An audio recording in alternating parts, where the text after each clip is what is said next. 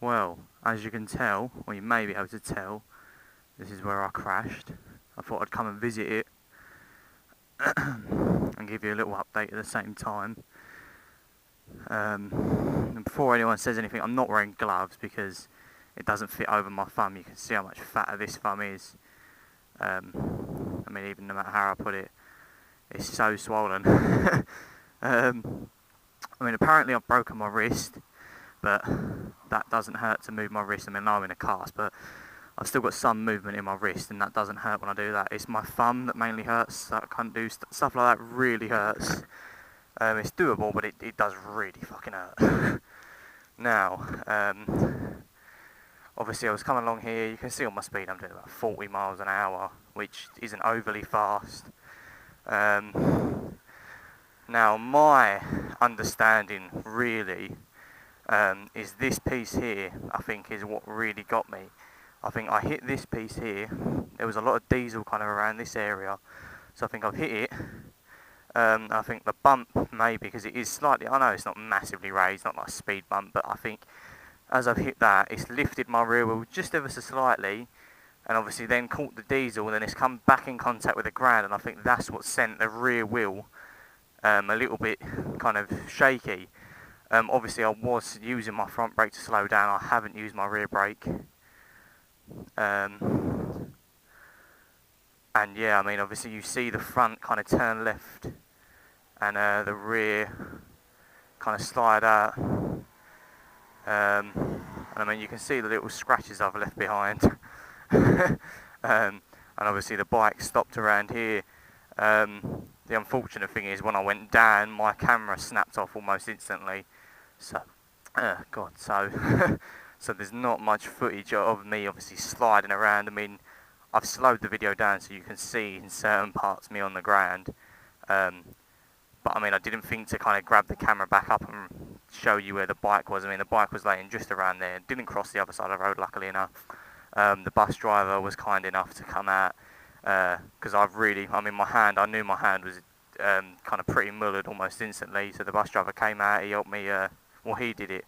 He lifted, pulled the bike back up, obviously, and rolled it up onto this curb for me, and I sat there for a couple of minutes. You'll notice in the video that 2 cars passed on the oncoming lane. The second car came back round and stopped to make sure I was okay, which is lovely. I mean, every incident I've had, I've seemed to have people stop for me, which is very nice. Yeah, of course I went up to the hospital, found out that I have broke my wrist. But as I said, my thumb is causing me a lot more pain and discomfort than my wrist is at the moment. So I don't know really, I mean it is very strange. I don't know if I showed this in the video, there was a weird black mark on the tank around about that big, but I don't know if it's caused from my levers or anything because it just scratches off. Obviously I'll give you another quick look at the bike, try and squeeze round. It's a bit better in the daylight I suppose. Let's roll it actually a little bit more to the curb. I'm probably going to get myself some racing rear sets now because of that and that. Let's check my phone. Yep. Yeah, probably get myself some racing rear sets. I'll probably replace that crash bung and the lever. Probably replace the bar end or maybe just touch it up a bit. It's not that bad. And touch up the fairing and it should kind of be back to how it was. As I said, the levers. Don't know how well I'm going to get that. It's marked the logo there a little bit on the shoulder. You ain't going to see that. The knee, this knee here as well. Luckily enough, I had a backpack on because I was going to work, so the back of the levers were untouched. The bag got a little scrape on it. Yeah, I mean on the whole, it could have been a lot worse, as a lot of people are saying. I know it could have done, but when something like that happens, you're just trying to head to work, get yourself a little bit of money, and then something like that unfortunately happens and you come off, it sets you back even more because now I can't work for a while. Well, I can in some respects, but in other ways I can't because obviously I've only really got the use of one hand. As you see when I'm indicating, I've only used my fingers. I can't really, it hurts if I put pressure and push things with my thumb. And obviously I'm a lot slower on the bike now because I'm I'm very restricted in what I can do without causing myself a lot of pain and discomfort, and obviously I'm going to try my best not to kind of irritate or disturb the wounds or the damage as much as I can, because obviously then it'll either get worse or it'll put me in a lot more pain. Is he riding with his legs out? Give him a nod. Yeah, I mean, other than that, I'm fine. Obviously, my knee hurts a little bit, strangely. It seems to always be my knees. Obviously, that's what comes in contact with the ground, really. Kind of almost instantly your hands and your feet, and sometimes your head. My head didn't hit the ground, saying that. And yeah, other than my thumb and my wrist, my fingers are fine.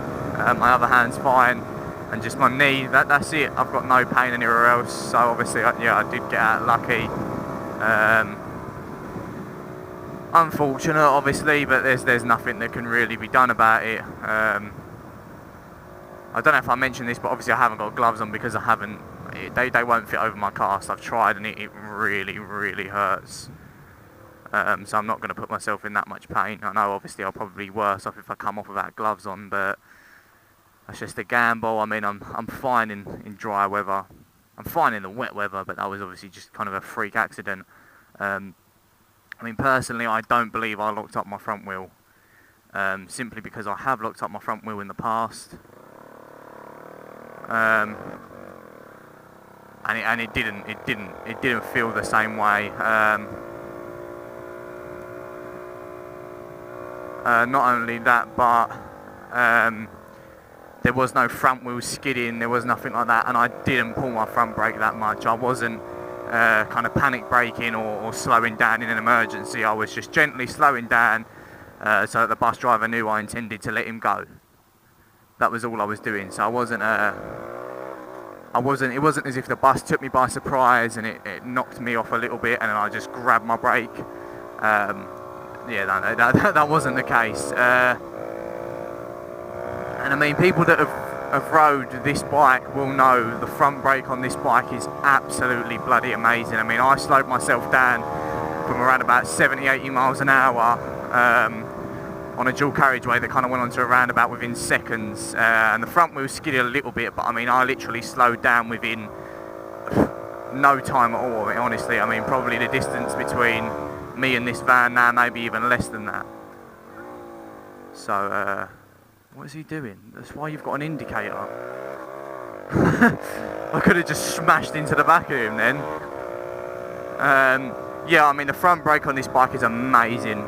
And I didn't use my rear brake whatsoever in the video. As I said, I very rarely use my rear brake. I'll use it a lot more if I've got a pillion.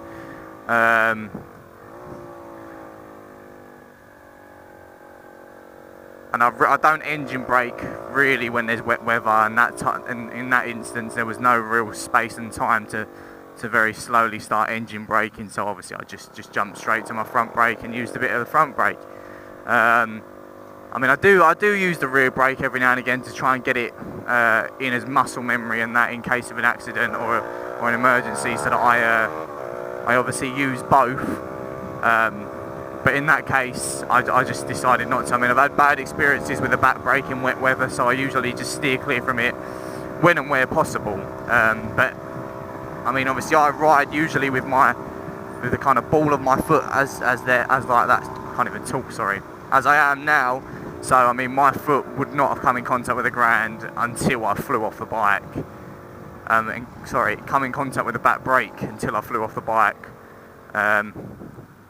So I mean, there's no chance of me touching the back brake or locking it up at all. Oh God.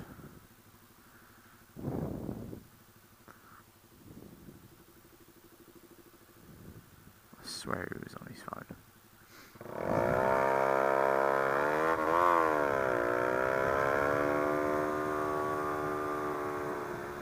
Yeah, I mean, you can see obviously as I'm riding now, it hasn't knocked my confidence at all. I mean, people are saying it's because of the bike, because of the tyres. I ain't blaming the bike whatsoever. That was just one of them unavoidable situations. I mean, diesel gets anybody. I've had people that I know riding the YZF 125s and they've got the bigger tyres and they've come off on oil and diesel. So I don't believe it was any fault of the bike whatsoever. And I'd like to believe it wasn't through any fault of my own, but if it is, then obviously I accept the fault if I've done something wrong.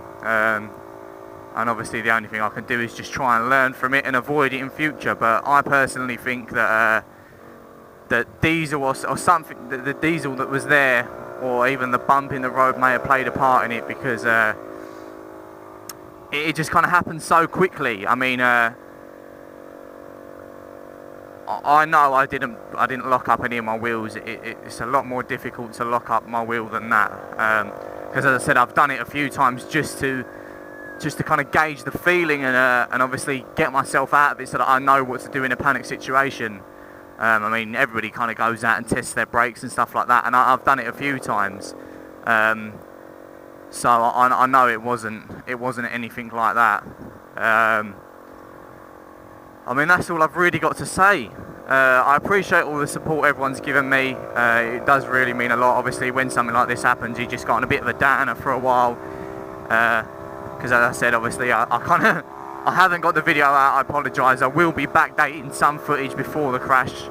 I'll just add that in there. I keep forgetting to say that. There will be footage before the crash kind of being uploaded, probably after this video. But I'll probably put something in the description letting you know, obviously, it was before the crash. But obviously I have and had just finished everything I really wanted to do to the bike, modification wise, which is a shame that it's happened kind of almost instantly after that. I mean, I touched up some of the old paintwork that was scratched from the other riders or the other owners' crashes, so the bike was almost really in perfect condition again, and then obviously unfortunately I had to go ruin that. But oh well, what can you say? I mean, that's just the way it is. I mean, I don't think you can ride a bike for any lengthy amount of time, like a few years, and not crash once. I mean, if you can, brilliant, but I mean, when you're on a bike, you've just got to expect the worst and hope for the best, really. I mean, that's how I live life, to be quite honest. Expect the worst, hope for the best, but yeah.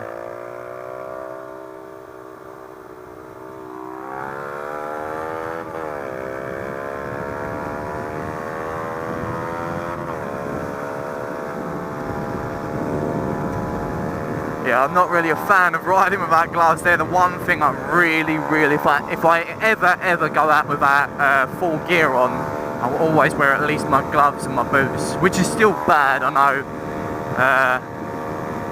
And I hold my hands up to it, but I don't feel comfortable riding without my gloves at all.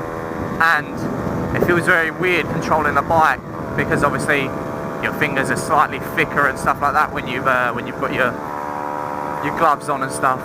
Jump over here. Yeah, so I'll leave it at that, guys. As I said, thank you very much for all your support.